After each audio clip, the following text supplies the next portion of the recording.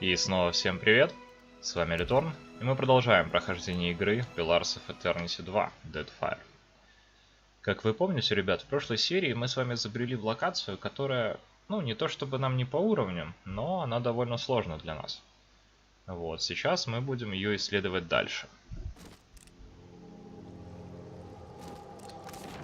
Так, в принципе, мы тут почти все исследовали. Вот, у нас остались тут ребята, тени вот здесь вот. Мы сейчас с ними разберемся.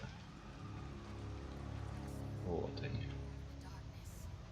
Их тут как минимум 2, а может быть и больше.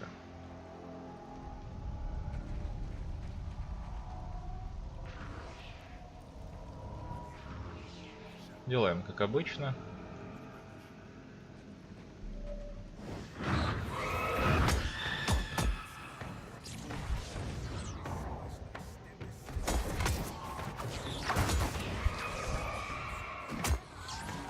Ох ты, блин.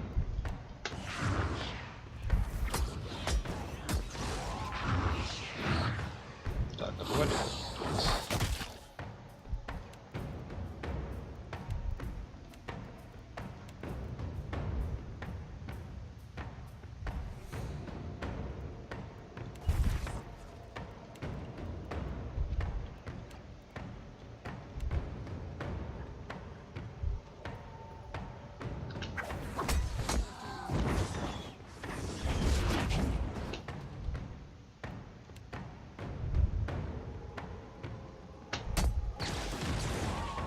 Кстати, прикольно, смотрите, то есть заклинание отдельно, заметьте, подготавливается, и отдельно ты его как бы можешь использовать уже подготовленное, перенести в любую другую точку. Вот, по-моему, такого я еще в играх не видел. Круто.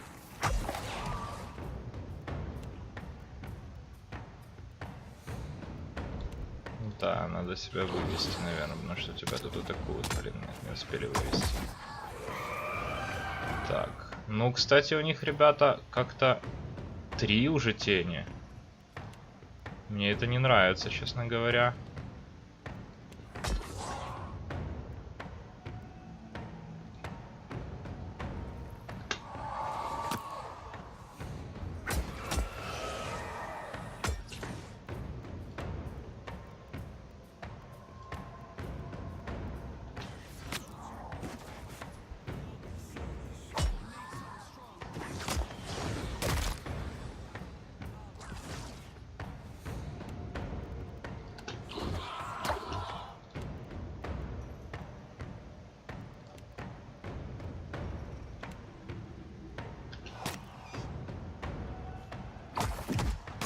Это маленькая тень какая-то призванная, видите, она не опережает нас по уровню и все такое.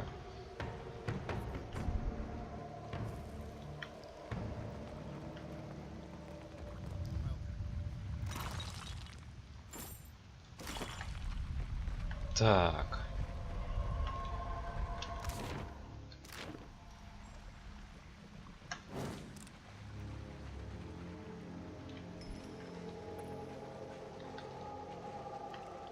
Ну, руины старого города, понятно. У нас здесь вот остались еще места не обследованные.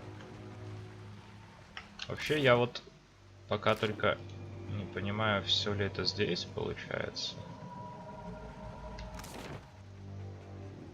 Так, подождите, а почему он идет туда? Неужели здесь нельзя нигде перейти? Мне кажется, можно. Просто неисследованная область.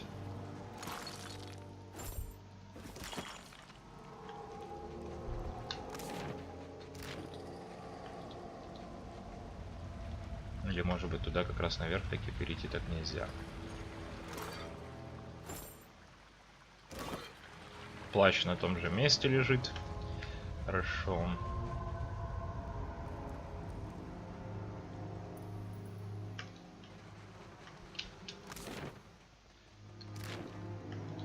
Так, ну смотрите, получается что? Получается, почти вся локация исследована. А зачем мы сюда пришли, я так и не понял.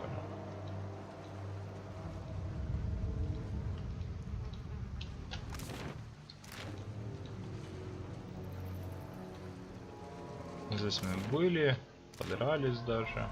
Не хочу туда заходить, сейчас опять будет дамажить эта штука.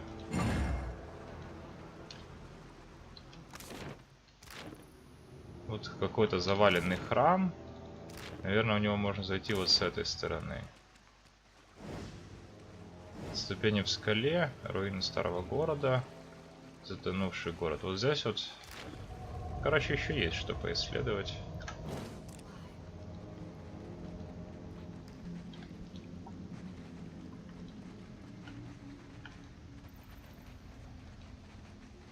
Смотрите-ка. Возле запертой двери статуя женщины, усеянная трещинами и заросшая лишайником. Она протягивает к вам обе руки, но одной из кистей не хватает. Вы замечаете, что из ваших вещей слышится нарастающий шепот. Это корнет глубин. Из ракушки раздается звук тихого прилива, бьющего о берег. Осмотреть статую. Похоже, это изображение Ондры, как ее представляет Уан. Ее одеяния покрыты рябью, словно прилив, а лицо спокойно и неподвижно, словно море во время штиля. Вы осматриваете место, где нет кисти. Оно кажется гладким, словно ее никогда и не было. Единственная ладонь статуи открыта вверх, словно она что-то хочет. Шум волн становится все громче. Положите ракушку в открытую руку статуи. Когда вы это делаете, из ракушки раздается оглушительная музыка морской бури. Она нарастает, превращаясь в бессловесную мелодию, напоминающую вам о голосах под покровом моря. Песня достигает крещендо, и в воздухе появляется глубокий гул, который заполняет воздух и пробирает вас насквозь. Музыка затихает, и вы забираете ракушку.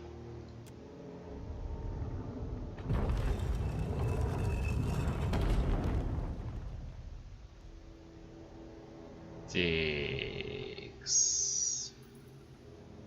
Ребята, мне не нравится это нечто.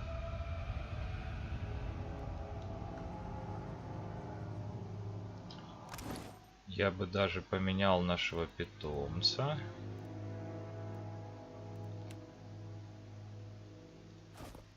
На попадание. Вот так вот.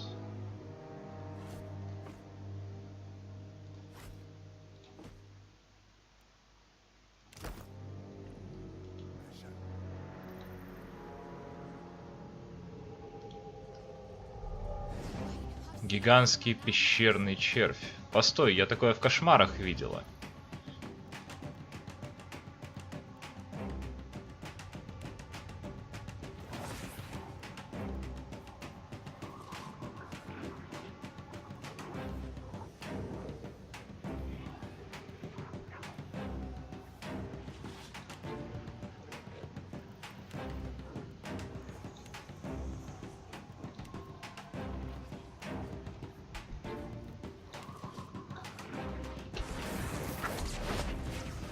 Ух, ядрить да ядрить. То есть он чуть побольше, чем мы думали.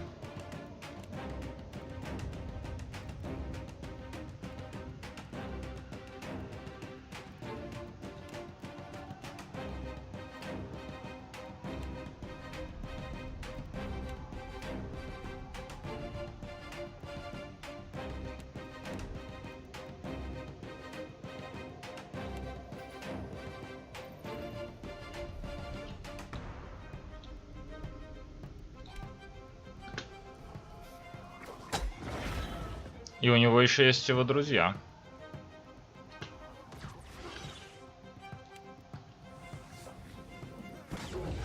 Так, вот сейчас что-то будет. Да? Как вы думаете? Сейчас нас всех откинет к чертям, нет? Нет, кинули. А почему мы не можем его убить?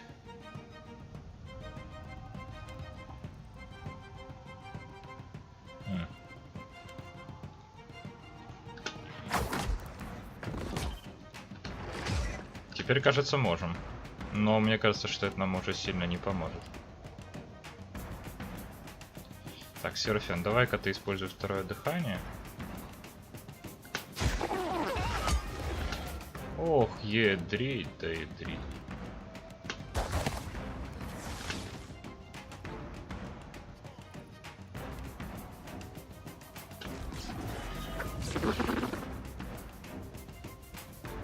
В порядке.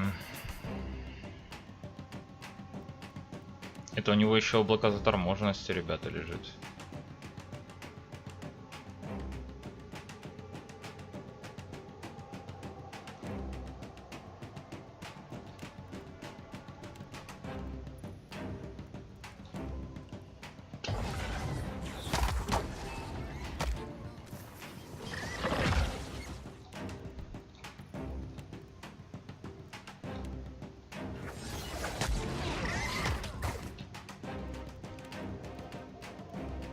Короче, мне кажется, что у нас просто пока не хватает... У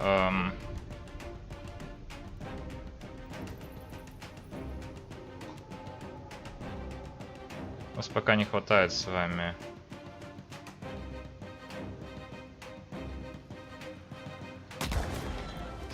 ресурсов именно, да, чтобы справиться с этим монстром.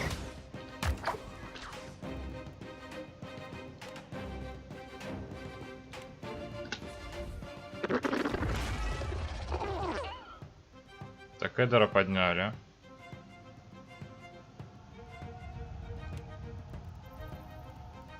Надолго ли?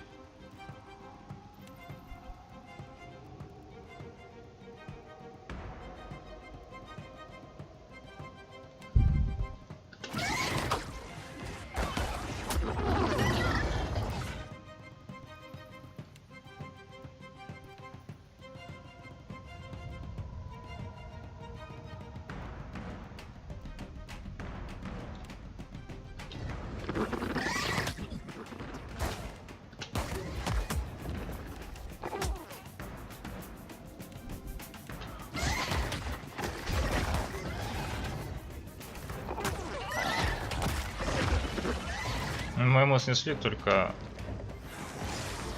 Короче, мало очень здоровья мы ему снесли.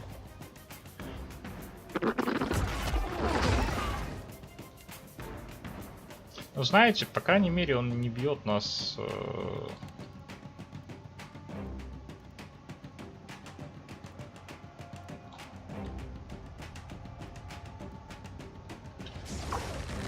так, что с одного удара убивает всю группу, как дракон в первой части.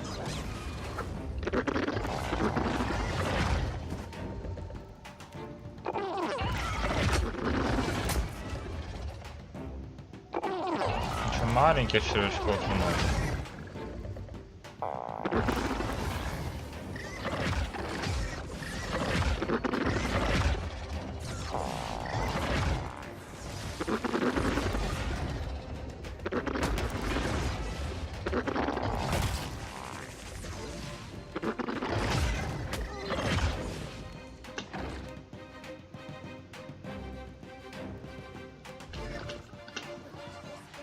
Главное, это машина.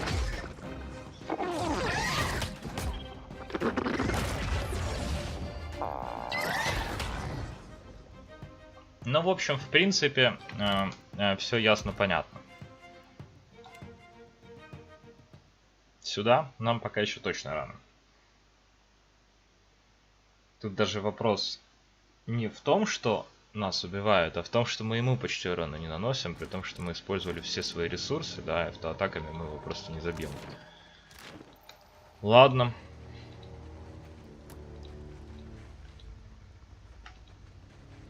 Здесь вот, видимо, этот червячок тоже жил. Что тогда... О, смотрите-ка. А что это тут за битва была? Удар Чаминь. Урон плюс 10, урон плюс 30, точность плюс 8, плюс 2. Так, неравные шансы. Накапливающая плюс 2 вероятность критического попадания при попадании суммируется плюс 50 раз и сбрасывается при критических попаданиях. Дерзкая контрабандистка Мин Филинкар заработала свою репутацию, отчаянно рискуя, но всегда выходя сухой из воды. Пробираться через вражеские блокады и уходить от валианских таможенных кораблей она считала достойным вызовом для своего мастерства и с удовольствием раз за разом испытывала удачу. За свою карьеру она сменила бесчисленное множество шлюпов, кичей и каравелл, перевозивших контрабанду, но всегда поднимала на них собственный флаг, на котором красовалась насмешливо ухмыляющаяся кошка. Когда кому-то из преследователей удавалось ее настичь, Мин только радовалась. Мало что на свете она любила так сильно, как частную драку. С ней всегда была ее верная сабля, которая много раз спасала ее шкуру в бою. Мин не любила обременять себя вещами, но с оружием не расставалась и с любовью за ним ухаживала.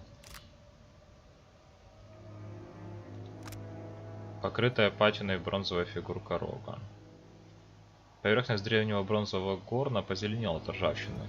Вязь инквитанских рун спирально струится вдоль него от мундштука до раструба. Знаки явно начертаны наспех и едва читаются, хотя частично их можно разобрать. Это какое-то предупреждение. Порщенный адровый анимат можно призвать. Такого. Наскоро нацарапанная записка. Записка написана на запятнанном клочке пергамента трясущейся рукой. В общем, я лазал по старому городу, никого не трогал. Там полно добра, говорил мне Гаффин. Никаких чудовищ, говорил мне Гаффин. Безопасно, говорил мне Гаффин. Сраный мозгоклюй. Нет, добра и правда тут полно. Мне, например, попался отличный бронзовый рог. Наверху за такой дали бы хорошую цену. Вот только я вытащил его из грязи рядом с трупом какого-то бедолаги. Как за спиной раздался ужасный вой. Я подскочил, как испуганный заяц, и спустился на утек. И тут прямо у меня за спиной раздалось какое-то шуршание, и я никак не мог от него оторваться. Я бежал, словно за мной гнались все чучела Скейна, и, само собой, потерялся. И вот теперь я прячусь в этих старых развалинах и надеюсь, что сбежал от преследователей. А если нет, что ж, пусть эта история станет уроком для того, кто это прочитает. Ничего не трогай. Так.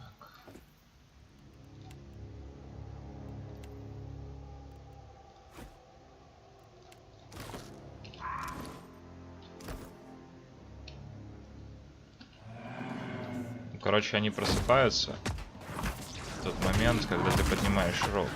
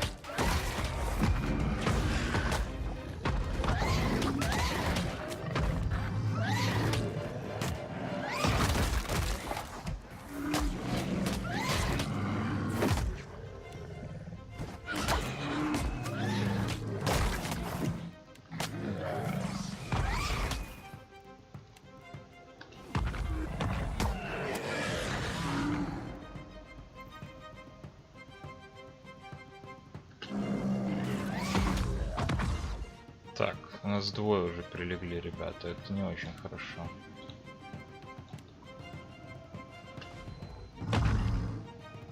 А их тут дофига.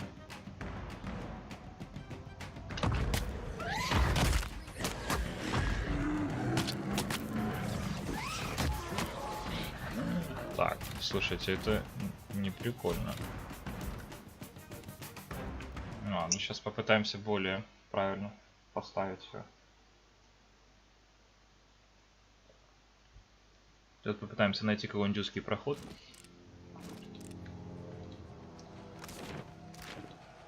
Не зажать их там. Не знаю, зачем мне этот рог нужен.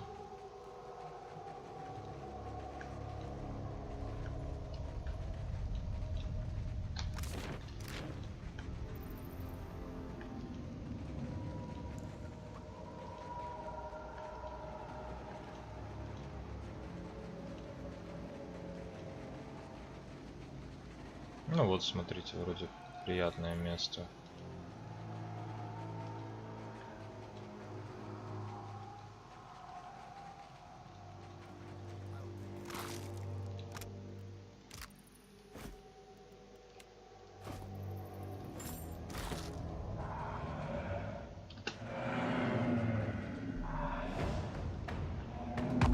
Че, прикольно, может быть, можно было украсть это все быстро.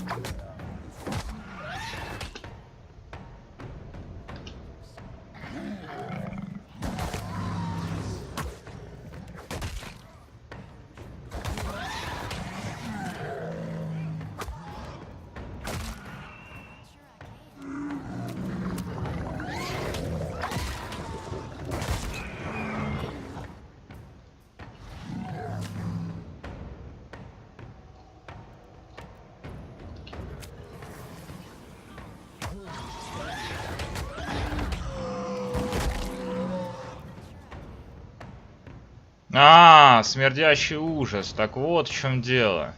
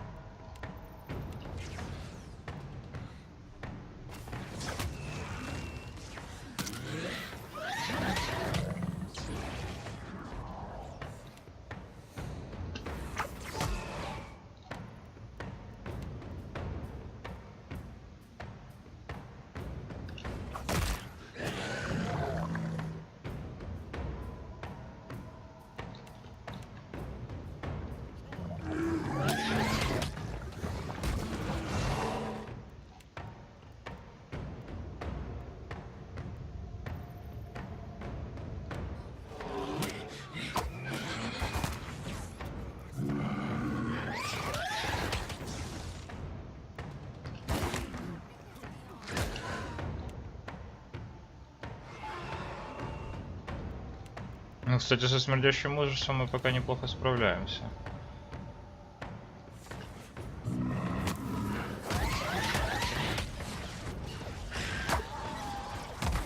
По-моему, даже мы с ним справились. Нет, не справились еще.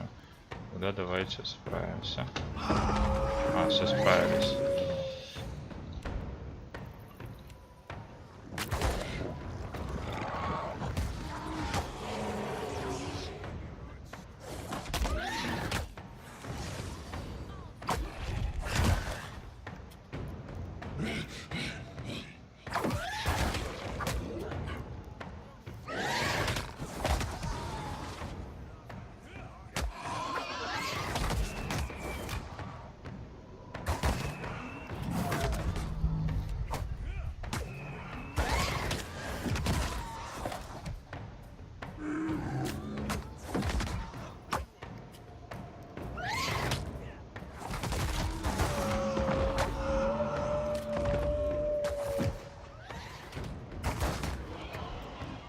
Так, ну пока все очень неплохо идет. Правильное позиционирование наше все.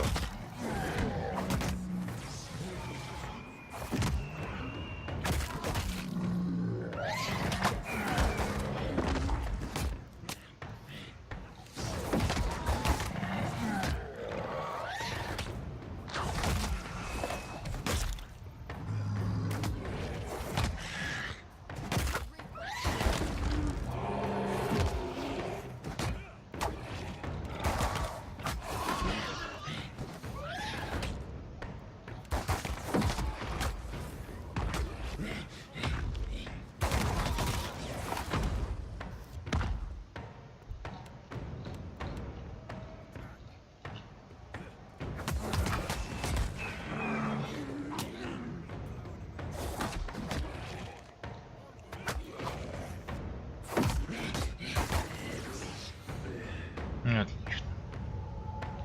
Ну что ж, ребят, довольно была напряженная битва. Наконец-то мы начинаем сталкиваться с напряженными битвами. Так.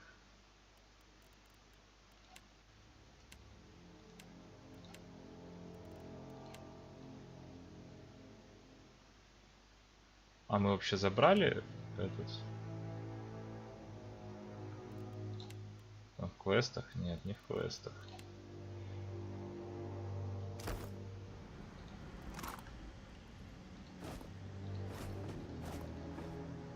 Широкий пояс Мьюнина. Плюс 2 атлетики. Все гламфатарские дети знают историю о орландском народном герое Мьюнине и его бегстве от жестокого дерусского работорговца Доуэна. Несколько недель длилась погоня, но в конце концов Мьюину удалось скрыться среди шатров и тентов странствующего балагана Серкус Чудрот. хозяин которого, Большой Рик, сжарился над беглецом и спрятал его от ужасных дирвудцев. Юнон показал хозяину цирка свой волшебный пояс, украденный из сахарного домика болотной ведьмы Эвильдун. Он уверял, что пояс давал ему силу 5 Хаумауа и ловкость, которой позавидовал бы любой эльф. Восхищенный Рик взял Мьюнона в цирк акробатом, и вскоре слава его замысловатых кульбитах и смелых трюках гремела повсюду. Когда жадный хозяин цирка понял, что любит Мьюнона толпа, его охватила черная зависть, и он выдал беглеца Доуэну. Едва работорговец показался на пороге, как Мьюнон совершил невероятный прыжок через его голову и приземлился прямо на его лошадь. Рассмеявшись, ловкач ускакал прочь, навстречу свободе и множеству приключений. Как поезд попал сюда, совсем другая история. Так, ну плюс 2 атлетики, пускай сюда пойдут. А, все, я понял, где. Он... Почему-то я не того персонажа выбрал. Вот этот. Так. Так, сабля меняем.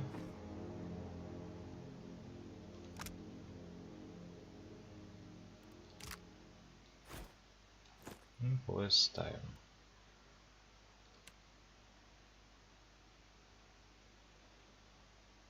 Один на передышку. Ну ладно, потестим, как она работает.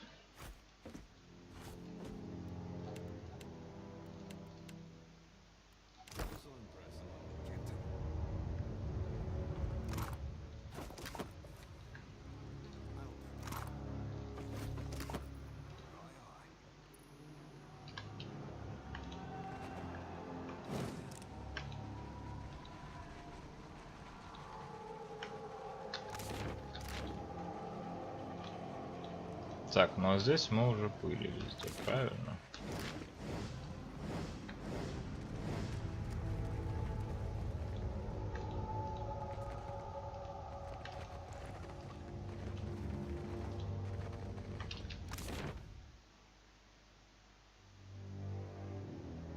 Блин, я бы еще попробовал, честно говоря, этого червячка убить, вы знаете? Не знаю, правда, зачем. Ведь явно с Айфером одним мы не справимся.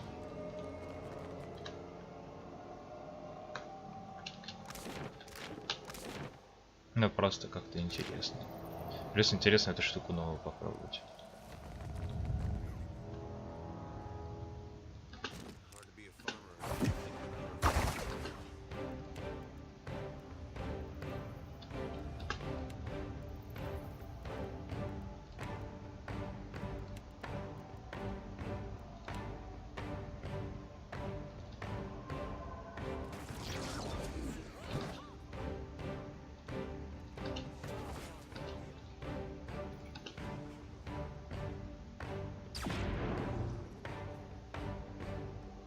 Оу!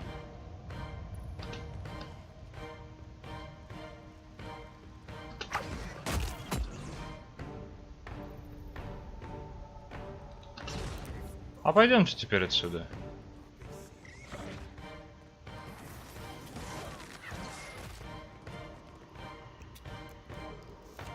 Главное, забегу, посмотрю. Может быть, таким образом мы его убьем? Давайте, короче, маленьких пещерных червячков. А, он ненадолго. Все, да, что ли?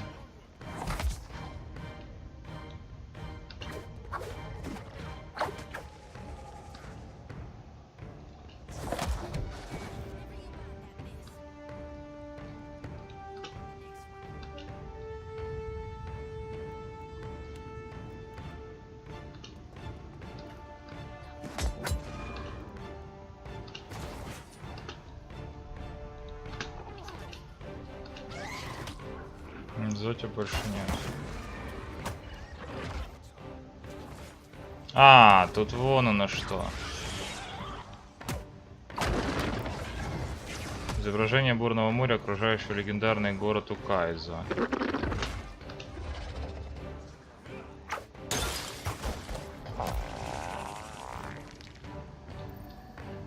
Все, теперь червячков не должно появляться больше, правильно?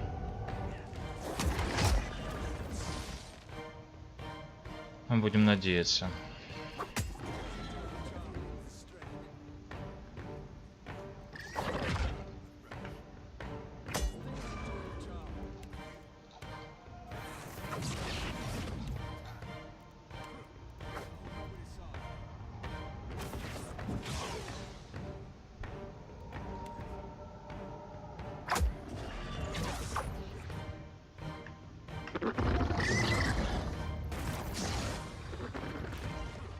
Там таки появились червячки, да? Да.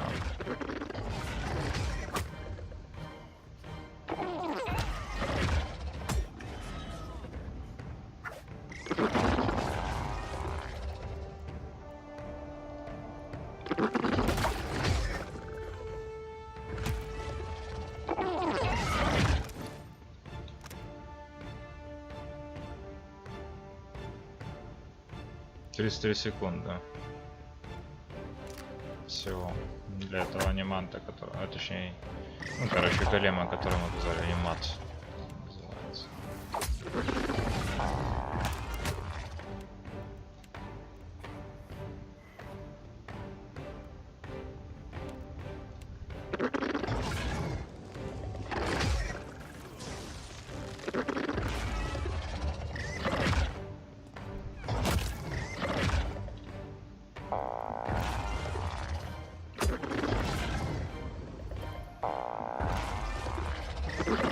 Ну, короче, сейчас мы чуть-чуть больше снесли ему здоровья. Но сказать, что это нам как-то сильно помогло.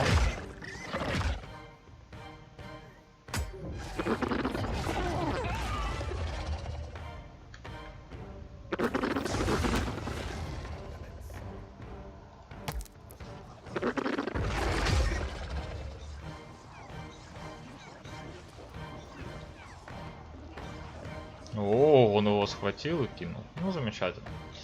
Отличный червячок. Ладно, в принципе, понятно.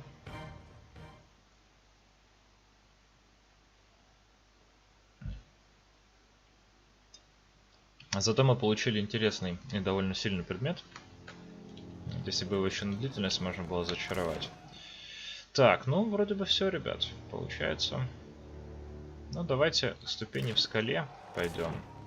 Вот, если я не ошибаюсь, это то место, в которое мы могли спуститься, если бы пошли, используя там серию навыков. Сейчас посмотрим.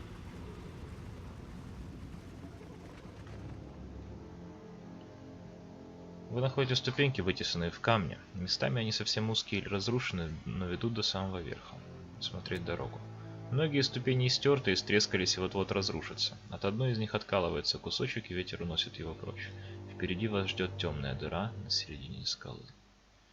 Поднимемся по лестнице. Вы делаете шаг вверх, проверяя, выдержит ли первая из полуразрушенных ступенек ваш вес. Она достаточно прочна, и вы начинаете восхождение, осторожно переступая через узкие уступы и проломы. Добравшись до середины дороги, вы натыкаетесь на место, где ступени разрушились окончательно. К счастью, у лестницы остался узкий край. Он достаточно прочен и позволит вам с легкостью пересечь пролом. Полный успех. Добравшись до сектак, вы в быстром темпе достигаете вершины. По спине текут струйки пота, но вы чувствуете облегчение. Здесь тепло. Однообразный ритм подъема дает вам время подумать. Добравшись до вершины, вы подтягиваетесь и переглядываетесь со своими соратниками. На ваших лицах триумфальная улыбка. Отлично.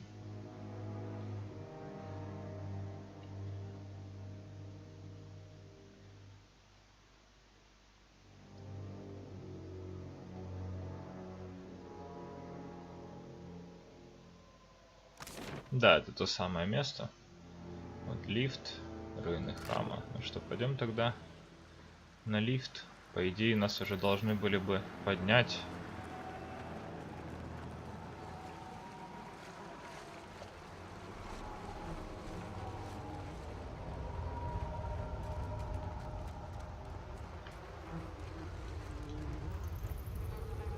Так, я вижу лут, но почему-то не могу его подобрать.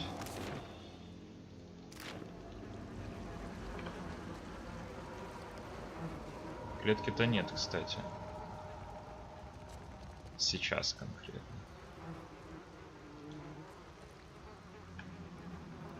Ну, давайте передохнем.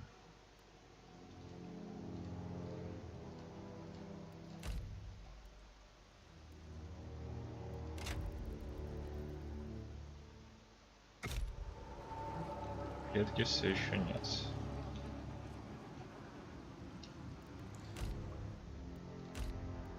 Давайте по 8 часов ждать.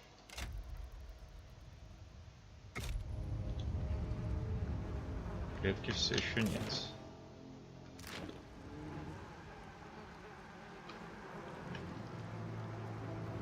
Лут появился.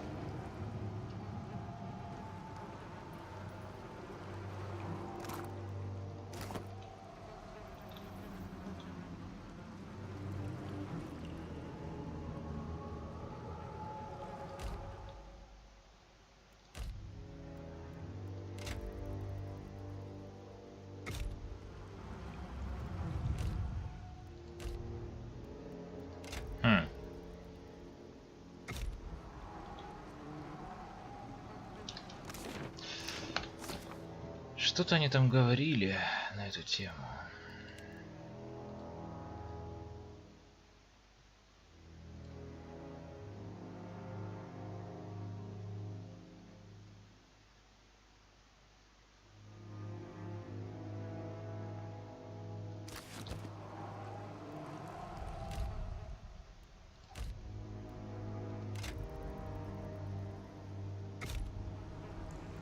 Так, ну давайте еще подождем по 5 часов. По-моему, он сказал, что типа мы не... Ну, один раз ее поднимем, типа, для вас, и все. Что-то такое, по-моему, было. Не, ну мы-то знаем, как выбраться, если что.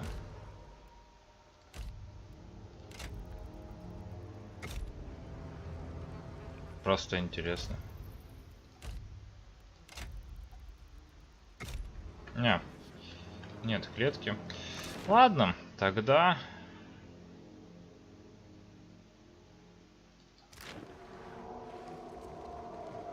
Понеслись.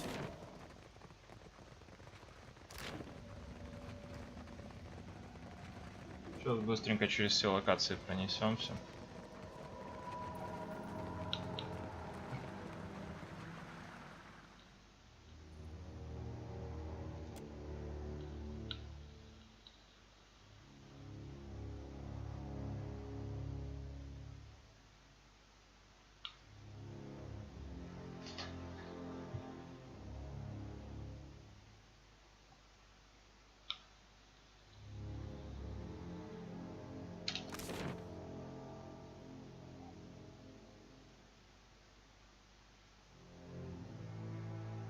Так, раз это здесь мы были.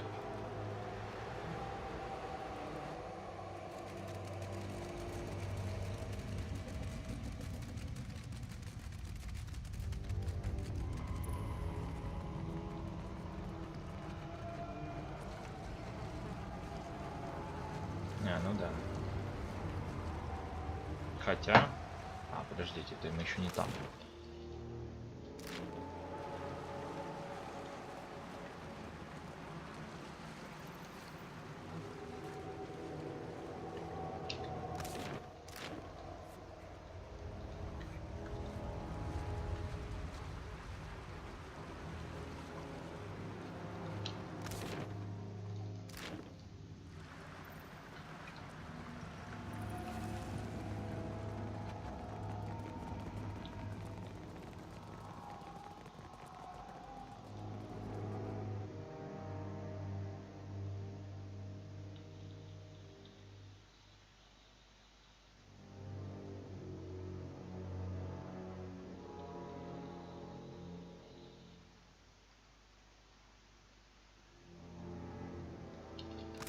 Так. Гнилой ряд. Это, по-моему, туда, куда нам и нужно.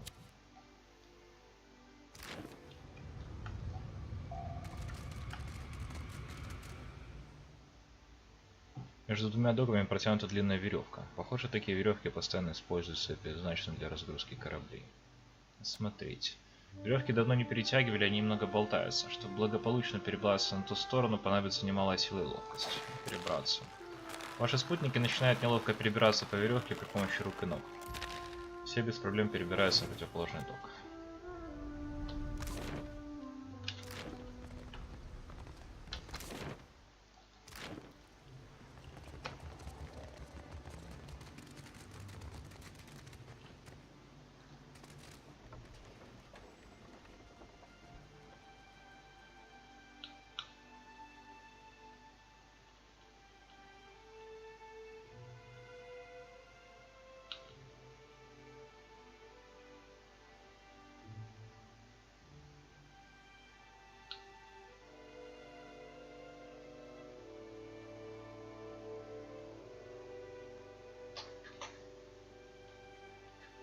Кстати, вот такой момент, да, если помните, в первой части тоже как-то не особо было с лутом. Вот. Но и здесь вот, как бы, лут он очень однообразный, да. Но в принципе это напоминает те же Baldur's Gate и так далее, но вот на уровне Divinity, например, было бы более приятно, когда ты находишь кучу какого-то разного с разными способностями на лута, но, наверное, система просто это здесь не потянула бы. Это он еще на что обратил внимание еще в первой части и тоже вот во второй. Так.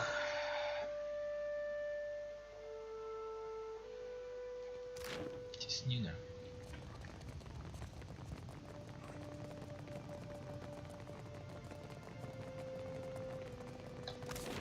Еще интересно, что такое ржавь, раз уж мы здесь.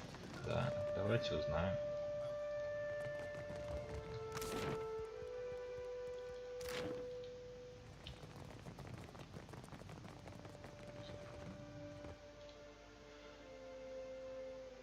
Он смотрит на вас, нахмурив брови, но ничего не говорит. Мое имя Литор. Ржавь, я знаю, кто ты. Я слежу за всеми, кого смывает в глотку. А тебе шепчутся местные крысы. Как я понимаю, ты в поисках произведения искусства? Он мягко проводит пальцем по рукояти стилета, спрятанного в складках темной кожаной рубахи. Рукоять украшена изумрудом. Драгоценный камень пульсирует ярким светом, и сощуренные глаза убийцы будто пляшут в этом волшебном свечении. Он склоняет голову и глядит на вас из-под насупленных бровей. Правый уголок его губ угрожающе поднимается. Проницательность, ты убийца? Ваши слова отдаются эхом в стенах аллеи, но в ответ вы видите только хмурый взгляд и поджатые губы. Чем ты берешь за свои услуги? Зависит от требований. Мы с тобой друг друга не знаем, так что предлагаю ограничиться глоткой. Он смотрит на вас, хмуро нахмурив брови, но ничего не говорит. Мне нужно, чтобы ты решил для меня одну проблему. Быстро глянувшись по сторонам, он расправляет плечи, а затем придвигается поближе. Говори. Слова срываются с его губ легким шипением, и вы чувствуете запах Эля. Прикольно. Короче.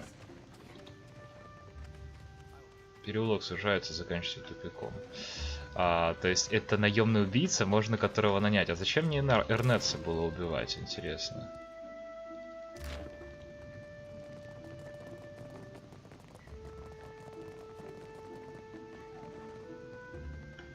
Он нам какой-то квест дал? Да вроде бы нет, не помню.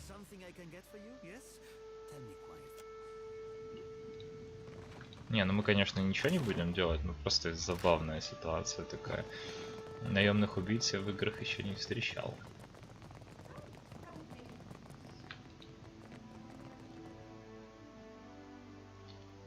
Глотку.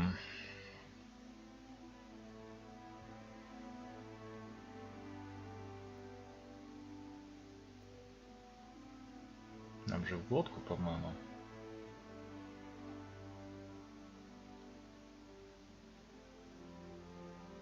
Нам нужно вообще найти таверну, возле нее спрятанные припасы.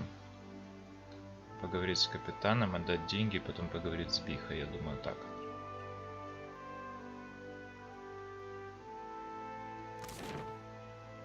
Дом Бихи, дом Иноя, дом Телис, святилище Пикли, Теснины, Никитака, Отвал, Лифт, Никитака, Дыра. Вот, по-моему, Дыра это и есть таверна.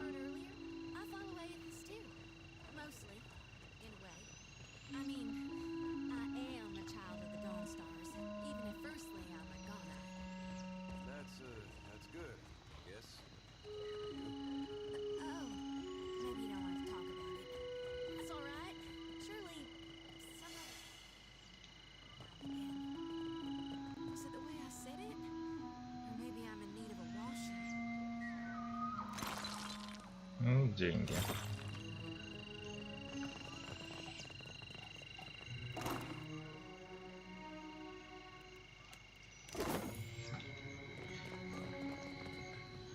Тут, кстати, был довольно интересный диалог между Зоти и Эдером. Зоти, ты последователь света? Света? Ты имеешь в виду? Зависит от того, какой смысл ты вкладываешь в слово последователь. Возможно, ты уже слышал, я тоже поклоняюсь Иотасу. Вроде того, в некотором роде. Понимаешь, я поклоняюсь Кхауну, но все же я из детей утренней звезды. Думаю, главное, чтобы тебя это устраивало. Ой, ты не хочешь об этом говорить? Не страшно. Может, как-нибудь в другой раз. У меня был тон неправильный, или мне просто пора помыться? Да.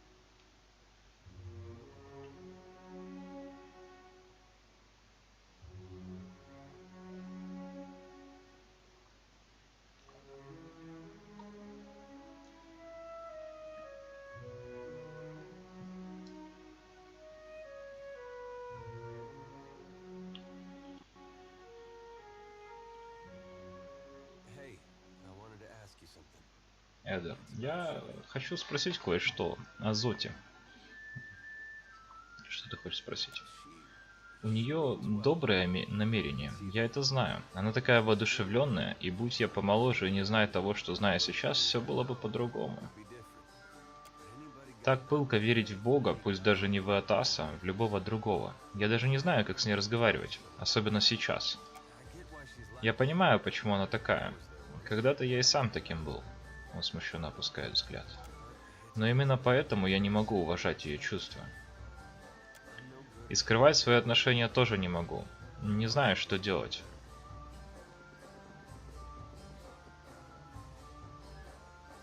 Она куда сильнее, чем тебе кажется. Не думаю. Она ровно такая, какой кажется. Она одна из утренних звезд, но поклоняется не Атасу, а Кхауну. Никакой разницы. Просто новый способ поклоняться Иотасу. И раз уж мы об этом заговорили, мне это что-то напоминает.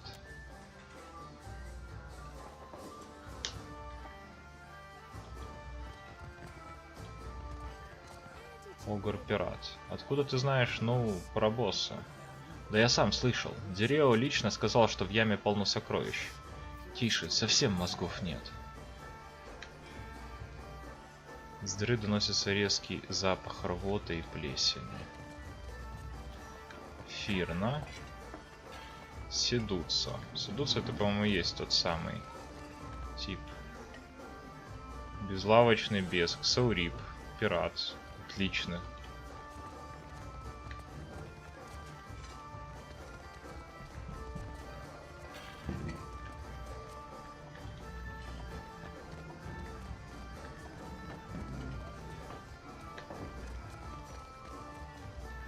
Дыра, верхний этаж. Это кто? Визрак. Пиво хорошее, наверное. Жесть. Сори подступает и шипит на Эдера. Бес рыгает. Прижимает руки к груди и вздыхает. Нет времени на разговоры. Так, ну давайте сначала с Фирной поговорим. Да, стой же ты. Над стойкой бара, пересчитывая мелочь, склонилась Орланка, от пальцев до кончиков ушей, покрытая черным мехом. Она одаряет вас широкой доброжелательной улыбкой и ловко прячет монеты в карман. Привет, свежая мордашка. Добро пожаловать в дыру. Только усвой всего два правила. Держи руки при себе и ни в кого не влюбляйся. Нужно что-нибудь? Что это за место? Дыра. Здесь столько же, сколько существует глотка, хотя и не всегда принадлежала мне. Никогда не понимала, как можно жить там, где негде упиться в хлам и просадить собственные штаны. Как тебя сюда занесло? Та еще история. Видишь ли, я прибыла в порт на ките прямо в самый разгар шторма. У Анны хватило одного взгляда на меня, чтобы понять, никто другой не может управлять дырой. Чтобы спросить кое-что еще. Хочу купить.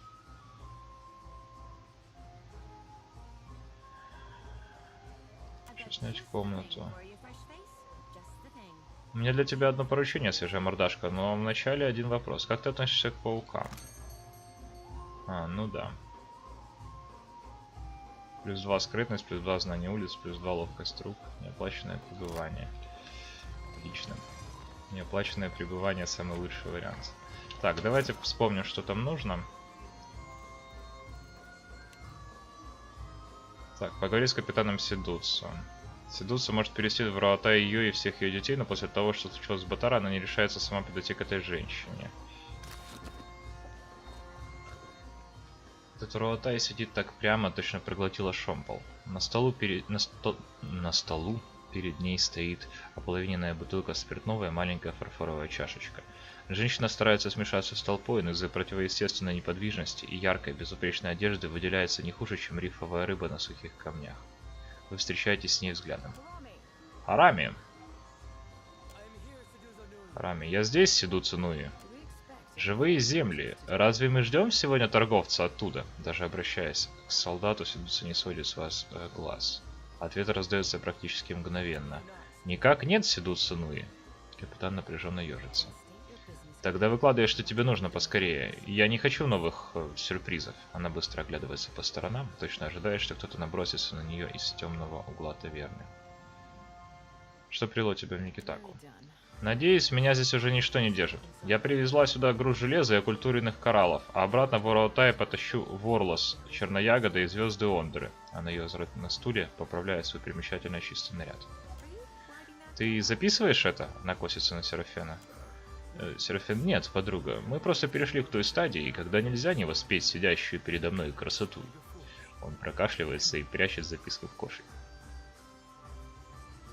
Давай послушаем Серафин. Рифма и слог довольно похабный, Кэп. Несколько не то, что зачитывает в присутствии серьезных деловых лиц. Он чешет затылок. Она смотрит на Серафина так, словно видит перед собой говорящую крысу. Затем она опять поворачивается к вам. Как бы там ни было, а сюда меня привело это. Она ласкает чашку. Мне казалось, Роатай работает на Латунную Цитадель. В основном. Она избегает встречаться с вами взглядом и напряженно хмурится. Понятно. Что тебе от меня нужно? Ты знакома с мужчиной по имени Батара? Тот, кто угрожал мне. Я не скоро это забуду, напряженным голосом произносит она. Женщина вновь отпивает из чашки и вперяет взор в свою выпивку. Эти Уана слишком уж понабрались у валианцев хитрых человечек. Им доверять нельзя. Что конкретно произошло? Этот тип пытался купить место на моем корабле, словно я какой-то там деревенский паромщик. Она с излишней поспешностью приканчивает остатки выпивки. Я же сказала ему, что это невозможно. Во всяком случае, не по предложенной им цене. Она переворачивает опустевшую чашку. Тогда что? Она вновь наполняет чашку и со звоном ставит бутылку обратно на стол. Он сказал, что у него есть деньги. Целая прорва монет. Но я ему не поверила. Откуда у того, кто живет на помойке, могут быть деньги, чтобы расплатиться за место на корабле? Она качает головой. Алло, ты бросила его на съедение волкам из-за простых подозрений? Нет, заносчивый ты айдирец. Я ничего не подозревала, пока не увидела Солунет. Солунет? Помеченная монета. Знак принадлежности к принципе. Я слушаю. Я узнала об этом из разговора с одним пиратом. До меня доходили слухи, что они обладают влиянием в глотке, но я даже не думала, что таким огромным. Она морщится и передергивается. Я позвала стражников, и те утащили его куда-то. Больше мы не встречались. Биха и ее дети все еще мечтают покинуть этот город. Ничем не могу помочь. Пассажирские каюты зарезервированы за гномом по имени Арон. Женщина вынимает соломинку из гладкой, похрустывающей безрукавки. И зачем это мне? Разве тебя не печалит то, как все обернулось с Батара? Кому и когда помогала жалость? И потом, Батара сам навлек на себя беду. Да, ему стоило подумать, как вести себя в цивилизованном обществе. Она кивает так, словно пытаясь убедить сама себя в своей правоте. Сидуцу Нуи, они лишены практически всего. Только представь, какие преимущества им сулит роатайская цивилизация. Впервые слышу в глотке учтивую речь, кивает она, услышав, что вы используете уважительную приставку. Хорошо. В мой трюм поместится еще 3, но не больше. Все койки выкупил Арон и его команда. Дети же маленькие, ты наверняка можешь взять больше. Мне и без того придется отказаться от нескольких ящиков груза, чтобы взять хотя бы 3. И это я еще не говорю про еду и воду для них, качает она головой. Хорошо. Отправь их ко мне. Чем скорее отчалим, тем лучше. Она ерзает в кресле и оглядывает властителей таверны так, словно ждет от них нападения. Мне нужно достаточно мест для Бихи и всех ее детей. А я говорю, что их нет. Те трое, кого я согласилась взять, и без того с трудом влезли. Она еще крепче сжимает чашку. Расскажи мне о бароне. Он, как и его ребята, из числа рыцарей Золотого Соглашения. А еще Арон весьма особенный тип. Она косится на свой экипаж, и те согласно кивают. Возможно, это и хорошо. Он как раз завершил работу по охране Валианской сияющей фабрики. Говорят, аниманты тоже ребята особенные. Он наверху. Только не лезь к нему, пока он раскладывает предметы. Они с экипажем снова переглядываются. До свидания. Ну ладно, тогда получается мы можем с ним поговорить, наверное.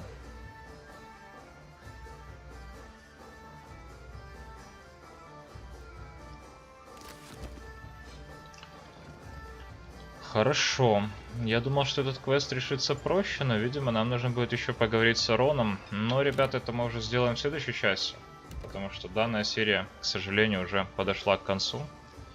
Вот, в принципе, сегодня мы впервые столкнулись с врагом, которого мы не можем победить. Это был довольно интересный опыт. Посмотрим. Зайдем, точнее, к нему через пару уровней, я думаю. Ну а на сегодня это все. С вами был Реторн. Спасибо за просмотр, ребят. Пишите комментарии, оставляйте отзывы, задавайте вопросы. Ставьте лайки под видео и подписывайтесь на канал. До следующей встречи.